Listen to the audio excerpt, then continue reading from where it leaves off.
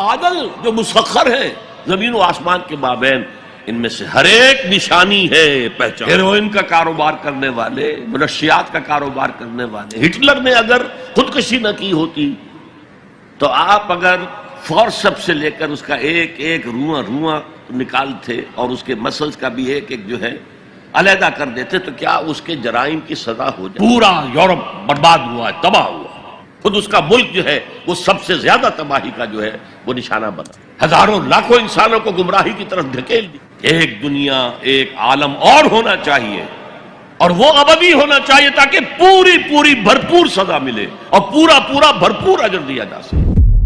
کہ سب سے پہلے ایمان باللہ وہ کلیتاً فطرت پر ہے۔ اسی لیے کانٹ نے یہ ثابت کیا، ایک کریٹیک آف پیور ریزن اس کی کتاب، جس نے ہنگامہ پیدا کر دیا تھا پورے یورپ میں۔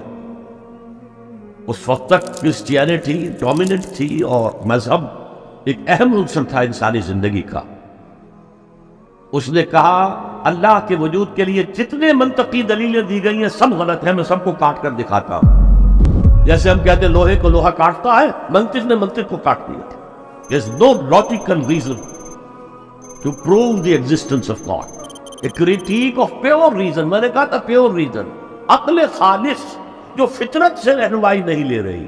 وہ فلسفہ جو ہے اس کی منزل کیا ہے، گنوسٹسزم یا اسکیپٹسزم، لا ادریت یا ارتیاحیت۔ پھر اس نے ایک کتاب لکھی بعد میں، کریٹیک آف پریکٹیکل ریزن۔ اس نے کہا کہ عملی طور پر انسان اخلاق حسنہ اختیار کر ہی نہیں سکتا جب تک کہ خدا کو نہ مانے۔ یہ نیسیسٹی ہے انسان کو کہ مانے۔ علامہ اقبال نے اس کو تسلیم کیا ہے، کانٹ کے اس دعوے کو۔ وہ ان کی کتاب ہے reconstruction of religious thought in Islam, کہ کوئی منطقی دلیل خدا کے وجود کو ثابت نہیں کر سکتا۔ متکلمین نے کوششیں کی ہیں، لیکن دلیل کو کاٹ دیتی ہے، منطق کا توڑ کر دیتی ہے۔ وہ صرف قرآن نے لفظ آیت استعمال کیا جو میں نے بیان کیا تھا۔ اس کائنات میں ہر شے اللہ کی نشانی ہے۔ جیسے آپ کو اپنے کسی دوست کی دی ہوئی کوئی شے دیکھتے ہی دوست یاد آ جاتا ہے، ایسے ہی آفاق و انفس میں اللہ کی نشانیاں، تمہارے اندر بھی اللہ کی نشانیاں۔ ذرا توجہ کرو، آفاق کو دیکھو، کھول آنکھ، فلک دیکھ، زمین دیکھ، فضا دیکھ۔ افلا ينظرون الى الابل كيف خلقت والى السماء كيف رفعت والى الجبال كيف نصبت والى الارض كيف سطحت فذكر انما انت مذکر۔ کیا یہ دیکھتے نہیں، غور نہیں کرتے اونٹ کو کیسے پیدا کیا گیا، کتنا اپنے ماحول کے ساتھ مناسبت رکھتا ہے، 7 دن نہ کچھ کھانے کو ملے نہ پینے کو ملے، اسے کوئی پرواہ نہیں۔ اس صحرا لقو صحرا کا جہاز، وہ دیکھتے نہیں آسمان کیسے بدل کر دیا گیا، دیکھتے نہیں پہاڑ کیسے گاڑ دیے گئے، دیکھتے نہیں زمین کیسے پھیلا دی گئی۔ اے نبی آپ یاد دہانی کرائیے، یہ نشانیوں کی طرف متوجہ کر دیجئے، آپ سوائے یاد دہانی کرانے والے کے اور کچھ نہیں ہے۔ آپ کے آپ میں اختیار نہیں ہے کہ آپ اللہ کو منوا لیں، یہ تو تمہارے اندر سے فطرت سے ابھر کر گواہی آئے۔ یقیناً آسمان اور زمین کی تخلیق میں، رات اور دن کے الٹ پھیر میں، اس کشتی یا جہاز میں کہ جو ایسا سامان لے کر چل رہی ہوتی ہے جو لوگوں کو نفع پہنچاتی، اور وہ جو اللہ نے آسمان میں سے پانی اتارا اور اس سے زمین کو اس کی موت کے بعد زندہ کر دیا، اور زمین میں پھیلا دی ہر طرح کے جاندار، اور یہ ہواؤں کا چلنا، اور یہ بادل جو مسخر ہے زمین و آسمان کے مابین، ان میں سے ہر ایک نشانی ہے پہچانو۔ کیا مطلب؟ تم نے کسی مصور کی تصویر دیکھی، تعریف تصویر کی کرتے ہو یا مصور کی کرتے ہو؟ مصور کا کمال ہے، تصویر میں کیا ہے؟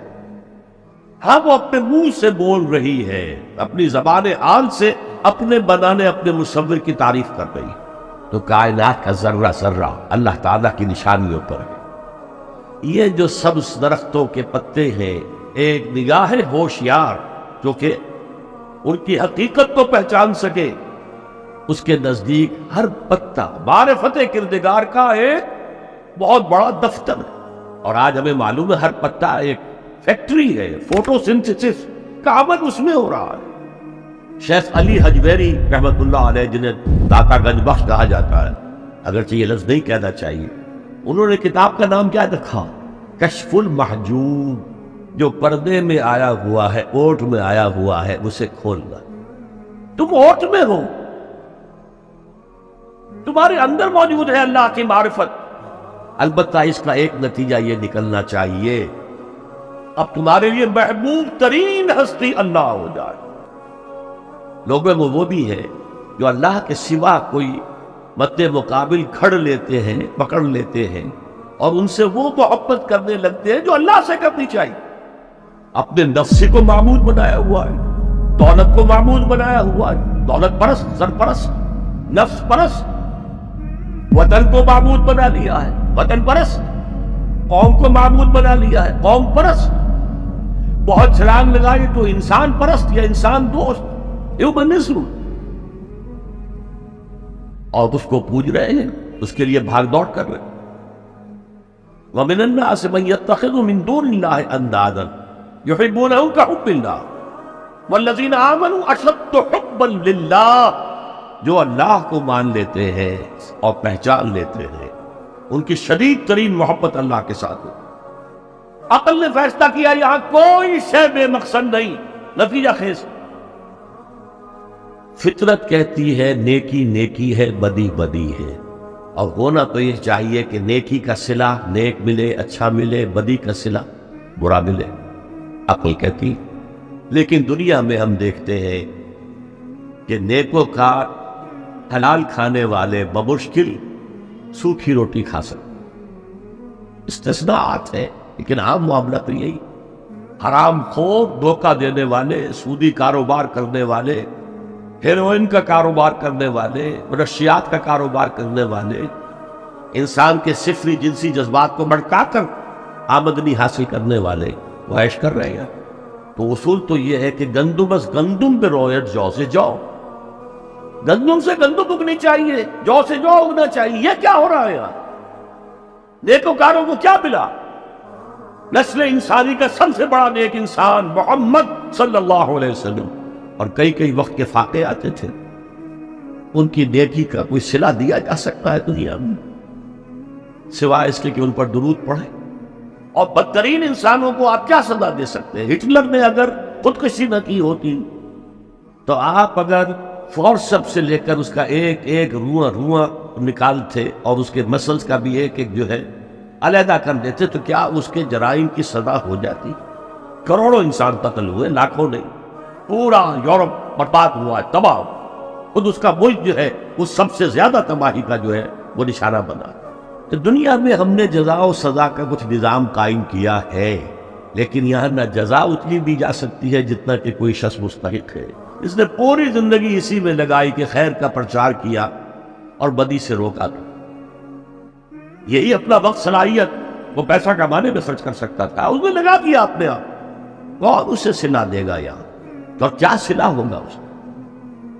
اور جن لوگوں نے لوگوں کو گمراہ کیا، شیطان کے چہرے بن گئے، ہزاروں لاکھوں انسانوں کو گمراہی کی طرف دھکیل دیا، ان کو یہاں کیا سزا دی جا سکتی؟ لہذا ثابت ہوا یہ دنیا نامکمل، ایک دنیا، ایک عالم اور ہونا چاہیے، اور وہ عملی ہونا چاہیے تاکہ پوری بھرپور سزا ملے اور پورا بھرپور اجر دیا جا سکے۔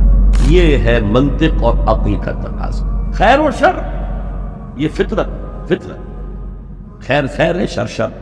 آج کل کی دنیا میں تو کہہ دیا جاتا ہے nothing is good or bad, only thinking makes it so۔ نہیں، نیکی نیکی ہے، بدی بدی ہے، اور انسان فطری طور پر جانتا ہے کہ یہ نیکی ہے، یہ بدی۔ یہ مورل لا ہے، میں نے کانٹ کا حوالہ دیا، دی مورل لا ودن، ہمارے اندر ہے۔ اس کا تقاضا یہ ہے کہ نیکوکاروں کو ان کی نیکی کی جزا ملے، بدکاروں کو ان کی بدی کی سزا ملے۔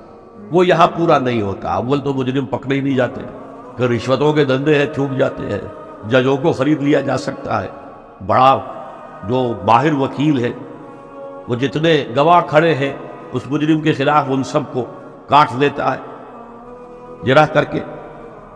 تو اس اعتبار سے لیکن جو مسلمان ہے اس کے لیے تو پھر معیار ہو گیا ہے کتاب و سنت۔ اس کسوٹی پر ہر چیز کو پرکھیے. اگر اس کے خلاف کوئی بات ذہن میں آ رہی ہے تو اسے وسوسہ شیطانی سمجھیے، لاہور پڑھیے، اس کو جھٹک دیجیے، اسے زبان پر بھی نہ لائیے. اس لیے کہ جب تک وسوسے کو آپ زبان پر لا کر بیان نہیں کرتے کوئی گرفت نہیں ہے. اس لیے کہ شیطان کو یہ اختیار اللہ نے دے رکھا ہے. الذی یوسوس فی صدور الناس، وسوسہ اندازی وہ کرتا ہے، لیکن یہ کہ آپ اس کے وسوسے کو قبول کرتے یا نہیں کرتے یہ آپ کا اختیار ہے.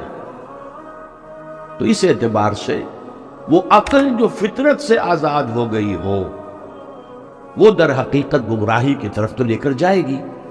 میں نے تو آپ کو بتایا ہے کہ اگر فطرت کی رہنمائی نہیں ہے تو عقل جو ہے، جو فلسفہ خالص ہے، عقل خالص، وہ تو سکیپٹسزم اور ایگنوسٹسزم یہ اس کی فطری منزل ہے. لاجیکل وہ لازماً ایگنوسٹسزم یا اور ارتیابیت کے داغ جا کر اس کا واسطہ پڑ جائے.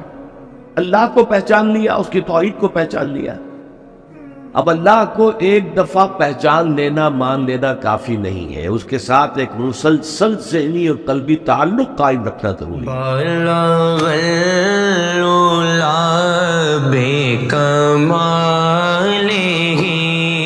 کشف دجا بجمالہ